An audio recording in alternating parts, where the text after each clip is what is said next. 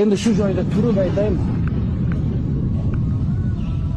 Qaynotani zimmasiga degan mavzuda chiqdimi dardimizda, darsimizda? Tug'ilganda bolani beshigini, bolaga bir qator kiyimini, bir paqir saryog'ini olib keltirayotganlar dalilni qayerdan topib olib keltiryapsiz? Bu gapirish og'ir. Buni aytaymi, aytmaymi deb o'ylanib ham chiqdim. Bugun men yerda men borman, ertaga men bo'shashimam mumkin. Ammo mas'uliyat zimmamda turganda aytaman, o qaynotasidan narsa olib keltirayotgan o'g'il bolalar. Qani dalilingiz? Nima narsani urfingizga qoldirib ketyapsiz? Nima narsani kirgizyapsiz? O'g'il bolaman, erkakman deb odamlarga oshkor qilib uylandingizmi? Otangiz siz tug'ilganda to'y qilganmi o'g'il ko'rdim deb? Nima qaynotangiz yuklaysiz? Ertaga siz ham qiz berasiz. Shuni xohlaysizmi sizda?